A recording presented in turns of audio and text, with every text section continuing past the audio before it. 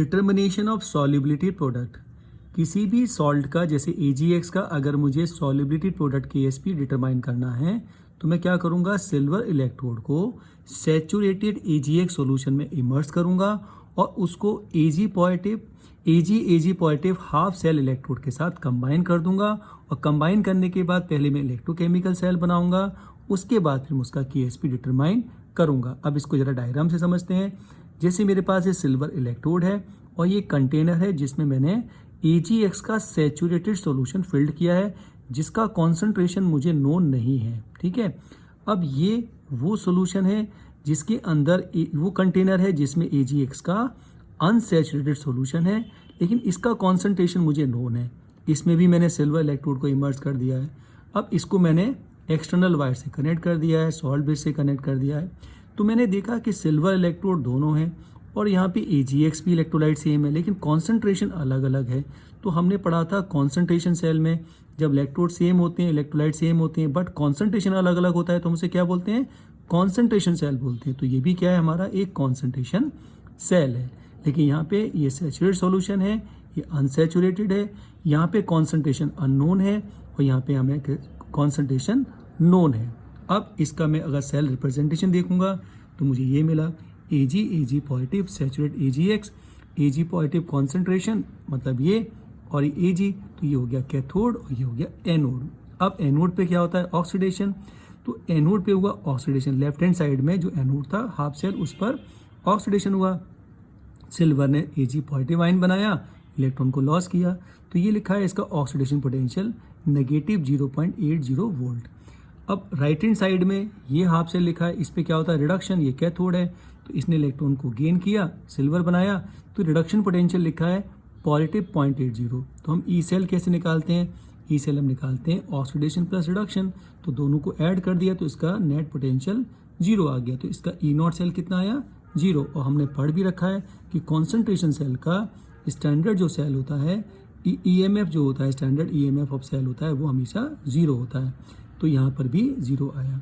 अब मैंने जब दोनों रिएक्शन को ऐड किया तो इलेक्ट्रॉन से इलेक्ट्रॉन कैंसिल हो गया, सिल्वर से सिल्वर कैंसिल हो गया, तो क्या मिला, Ag पॉजिटिव का कॉन्सेंट्रेशन, Ag पॉजिटिव का अननोन सॉल्यूशन का कॉन्सेंट्रेशन, और ये हो जाएगा E0 सेल जो भी बोला था, ये 0 वोल्ट हो जाएगा। ठीक है, अब इसमें नस इक्वेशन अप्लाई करते हैं।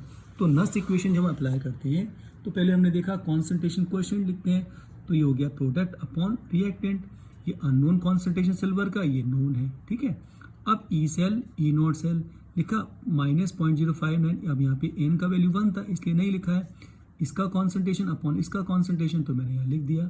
अब ये मैंने साइन चेंज कर दिया और यहाँ पे 0 डाल दिया है, तो ये हो जाएगा पॉजिटिव, तो इसको रिवर्स कर दिया तो ये C ऊपर आ गया न्यूमरेटर में, Ag पॉजिटिव नीचे आ गया। अब यहाँ से मैं, ये तो मुझे नॉन कॉन्सेंट्रेशन था, तो यहाँ से मैं अब सॉल्व करके क्या निकालूंगा, Ag पॉजिटिव का कॉन्सेंट्रेशन निकालूंगा। अब मैंने देखा कि AgX जब आयनाइज होता है तो Ag positive plus X negative बनाता है, तो अगर इसकी सॉल्युबिलिटी S है तो इसकी भी SS होगी। इसका मीनिंग ये हुआ कि दोनों का कॉन्सेंट्रेशन सेम होगा, तो मैं यहाँ लिख सकता हूँ KSP equal to Ag positive X negative होता है, तो मैं लिख सकता हूँ Ag पॉजिटिव का स्क्वायर, अगर सॉल्युबिलिटी इसकी S है तो ये भी SS होगा, तो मैं S स्क्वायर भी लिख सकता हूँ। तो S क्या है, यहाँ पे सॉल्युबिलिटी है जिसको मोल पर लीटर में लेते हैं। अब इस पर कुछ न्यूमेरिकल्स करते हैं। जैसे मुझे ये एक सेल रिप्रेजेंटेशन गिवन है जिसका ये पोटेंशियल गिवन है 0.788 वोल्ट। अब मुझे पूछा है कि सिल्वर आयोडाइड का, यानी इसका मुझे KSP फाइंड आउट करना है। मुझे क्या क्या दिया है, I नेगेटिव का कॉन्सेंट्रेशन दिया है और कैथोड पे जो है Ag पॉजिटिव उसका कॉन्सेंट्रेशन मुझे गिवन है। अब मैं क्या करूँगा, KSP Ag आएगा पूछा है तो Ag आएगा, KSP क्या होगा, Ag पॉजिटिव का कॉन्सेंट्रेशन, I नेगेटिव का कॉन्सेंट्रेशन, तो I नेगेटिव का कॉन्सेंट्रेशन मुझे गिवन था तो मैंने यहाँ पे उसकी वैल्यू को पुट कर दिया। अब मुझे Ag पॉजिटिव का कॉन्सेंट्रेशन डिटरमाइन करना है, तो इसके लिए मैं क्या करूँगा, ई सेल की हेल्प लूँगा, इलेक्ट्रोकेमिस्ट्री की हेल्प लूँगा। अब मैंने देखा कि ये एनोड है और ये कैथोड है, तो इस पर हुआ ऑक्सीडेशन, तो इसने इलेक्ट्रॉन का लॉस किया। ठीक है, इसका कॉन्सेंट्रेशन C है, ठीक है, इसका कॉन्सेंट्रेशन C है, और Ag पॉजिटिव इसका कॉन्सेंट्रेशन मुझे नोन है, तो ये इसने इलेक्ट्रॉन गेन किया, सिल्वर बनाया। अब दोनों को मैंने ऐड कर दिया तो ये हो गया और ये मुझे आ गया, ये हो गया प्रोडक्ट, ये हो गया हमारा रिएक्टेंट। तो मैं ई सेल कैसे लिखूंगा, ई सेल E0 सेल 0 है क्योंकि ये भी कॉन्सेंट्रेशन सेल है। ठीक है, तो इसका E0 सेल 0 होगा। तो अब यहाँ पे कैसे लिखेंगे, E cell equal to negative 0.059 upon 1 log C upon 0.05। ठीक है, अब अगर यहाँ पॉजिटिव साइन लिखूंगा तो इसको रिवर्स कर दूंगा तो 0.05 अपॉन सी, और यहाँ से सॉल्व, अब मैंने ई सेल का वैल्यू यहाँ पुट कर दिया 0.788, और यहाँ से मैंने सी का वैल्यू कैलकुलेट किया तो मुझे आया 2.2 इंटू 10⁻15। अब ये क्या है, ये एजी पॉजिटिव का कॉन्सेंट्रेशन है, आई नेगेटिव का कॉन्सेंट्रेशन मुझे गिवन है, तो मैंने यहाँ वैल्यू पुट किया तो मेरे को आंसर KSP कितना आया 1.1 इंटू 10⁻14। तो इस तरह से इलेक्ट्रोकेमिस्ट्री की हेल्प से हम KSP फाइंड आउट कर सकते हैं। एक न्यूमेरिकल और देखते हैं। ये मुझे सेल रिप्रेजेंटेशन गिवन है, इसका ई सेल गिवन है, और ये यूजलेस है क्योंकि ये ई नॉट सेल, तो ये कॉन्सेंट्रेशन सेल है तो ई नॉट सेल तो 0 हो जाएगा, तो इसकी यूजलेस वैल्यू है। अब मुझे KSP AGI कब निकालना है, तो सेम क्वेश्चन है, इसी तरह से करना है। तो मैंने क्या किया, E cell 0.059 upon N log C upon AG positive concentration लिख दिया। ठीक है, तो सी मुझे कितना दिया है 10⁻², तो मैंने 10⁻² लिख दिया। ई सेल कितना दिया है 0.417, तो मैंने यहाँ लिख दिया, और मैंने इसको सॉल्व किया तो ये हो जाएगा लॉग 10⁻² AG पॉजिटिव कॉन्सेंट्रेशन, और मैंने इसको डिवाइड कर दिया तो मेरा इसका डिवाइड करने के बाद आया 7.068। अब मैंने इसका लिया एंटी लॉग, तो एंटी लॉग इसका वैल्यू आया, क्योंकि लॉग इधर आके एंटी लॉग हो जाएगा, तो एंटी लॉग आया 1.15 इंटू 10⁻7।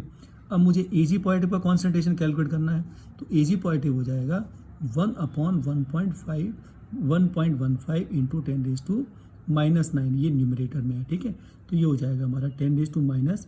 अच्छा, अब KSP निकालना है तो AG पॉजिटिव का क्या कर देते हैं स्क्वायर, तो ये हो जाएगा 10⁻9 अपॉन 1.15 का स्क्वायर, तो ये हो जाएगा 7.73 इंटू 10⁻17। तो इस तरह से हम इस न्यूमेरिकल को सॉल्व कर सकते हैं। अब दो न्यूमेरिकल और देखेंगे। ये न्यूमेरिकल है, इसके अंदर मुझे क्या दिया है, Cu2 पॉजिटिव Cu का मुझे स्टैंडर्ड रिडक्शन पोटेंशियल दिया है, और मुझे रिडक्शन पोटेंशियल कैलकुलेट करना है pH 14 पर, और मुझे KSP दिया है कॉपर हाइड्रोक्साइड का 1 इंटू 10⁻19। अब मैं क्या करूँगा कि मुझे pH दिया है 14, तो H पॉजिटिव कितना हो जाएगा 10⁻14, तो जब 10⁻14 हो गया तो OH आयन कितना हो जाएगा 10⁻0, और इसका 10⁻0 की वैल्यू कितना होता है 1। अब ये कैसे आया, क्योंकि मुझे मालूम है आयनिक क्लियर में कि H पॉजिटिव OH नेगेटिव का कांस्टेंट कितना होता है, दोनों का प्रोडक्ट 10⁻14, तो यहाँ से मुझे ये वैल्यू मिला है। अब मैंने KSP देखा, तो KSP कैसे लिखते हैं, Cu2 पॉजिटिव का कॉन्सेंट्रेशन OH नेगेटिव का स्क्वायर, तो यहाँ पे मैंने देखा OH का मुझे कांस्टेंट मिल गया, ये रहा 1।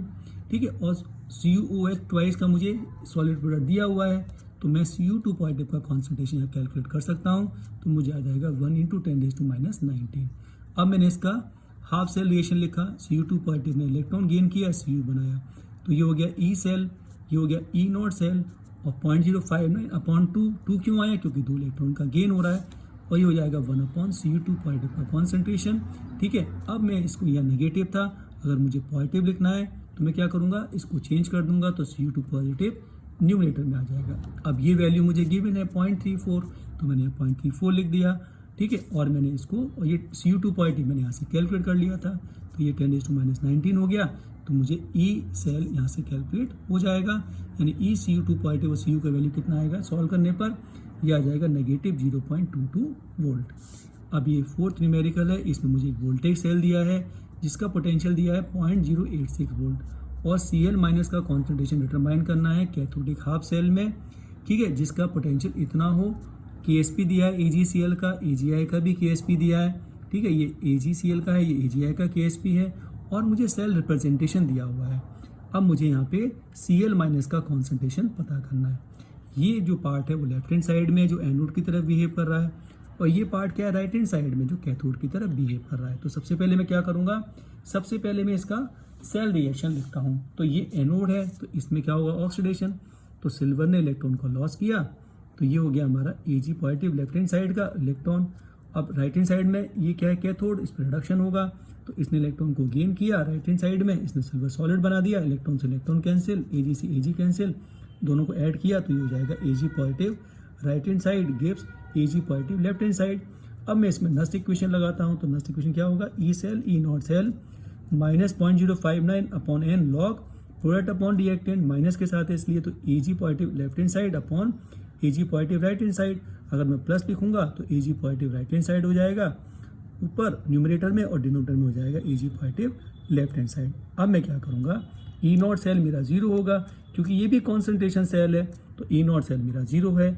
ई सेल का वैल्यू मुझे गिवन है 0.086, तो 0.086 मुझे गिवन है, और 1 यहाँ पे वन इलेक्ट्रॉन का लॉस हो रहा है। अब यहाँ पे क्या है, ये मुझे क्या दिया है 9.22 10⁻⁻⁷। ये मेरे को कहाँ से आया, ये मुझे यहाँ से आया कि जब Ag positive left hand side में था उसका अगर मुझे वैल्यू निकालना है तो लेफ्ट हैंड साइड में क्या है AgI, ठीक है। तो AgI का अगर मुझे यहाँ पे Ag पॉजिटिव कॉन्स्टेंट निकालना है तो मैं क्या करूँगा, इसका जो KSP था उसका मैं स्क्वायर रूट ले लूँगा। क्यों, क्योंकि मुझे मालूम है KSP किसके इक्वल हो जाएगा, Ag पॉजिटिव स्क्वायर के, तो Ag पॉजिटिव कितना होगा, square root of KSP AgI। तो मैंने KSP AgI का वैल्यू लिखा, तो मुझे Ag positive left hand side 9.22 × 10⁻⁸ मिल गया, तो वो मैंने यहाँ पर लिख दिया है, ठीक है। अब यहाँ पे लिख दिया, अब मैंने यहाँ पे क्या निकाल दिया, Ag positive right hand side का निकाल दिया। तो Ag positive right hand side कितना आया 28.68 × 9.22 × 10⁻⁸, ये मुझे ये मिल गया, यानी कि मुझे इसका Ag मिल गया। अब ये Ag पॉजिटिव मिल गया और Cl माइनस मुझे इसमें फाइंड आउट करना है, और इसका KSP मुझे गिवन है, तो KSP कितना दिया है AgCl का 1.8 × 10⁻⁻10, और ये वैल्यू मेरा Ag पॉजिटिव अभी मैंने निकाला राइट हैंड साइड से, और Cl माइनस का मैंने इसमें मल्टीप्लाई कर दिया, तो Cl माइनस का जब मैं वैल्यू निकालूंगा तो सॉल्व करने पर मुझे आएगा 6.8 × 10⁻⁴। तो इस तरह से मैं इसका वैल्यू कैलकुलेट करूंगा। इस टाइप के क्वेश्चन जेईई एडवांस में ज़्यादा आते हैं, मेंस में कम आते हैं। तो ये लास्ट वाला क्वेश्चन जेईई एडवांस लेवल का क्वेश्चन है, ठीक है। अब इसके अंदर हम नया टॉपिक पढ़ेंगे, हीट ऑफ रिएक्शन और enthalpy change inside the cell. किसी सेल में कितना इंथैल्पी या कितना हीट इवॉल्व या एब्जॉर्ब होगा, ये हम कैसे फाइंड आउट करेंगे, ठीक है। उसके लिए हम करते हैं डेल्टा G = -NFE, हमने पढ़ा था। अब ये थर्मोडायनामिक्स की इक्वेशन है जो हम थर्मोडायनामिक्स में पढ़ते हैं, delta G = ΔH plus temperature kelvin में ये T, और ये हो जाएगा change in delta G upon change in temperature, और ये हो जाएगा एट कांस्टेंट प्रेशर। अब मैंने क्या किया, डेल्टा G का वैल्यू -NFE लिख दिया, यहाँ भी -NFE लिख दिया। N और F कांस्टेंट होते हैं इसलिए मैंने ब्रैकेट से बाहर लिखा है, ठीक है। अब मैंने क्या किया, इसको रीअरेंज कर लिया तो मुझे ये इक्वेशन मिलेगी। तो इस इक्वेशन से मैं क्या निकाल सकता हूँ, उस सेल का कितना इंथैल्पी चेंज होगा उस सेल के अंदर, वो मैं कैलकुलेट कर सकता हूँ। तो ये फॉर्मूला बहुत इंपॉर्टेंट है। अगर मुझे उस सेल के अंदर कितना एंट्रोपी चेंज है ये फाइंड आउट करना है तो कैसे करूँगा, फिर भी मैं थर्मोडायनामिक्स की हेल्प लूँगा।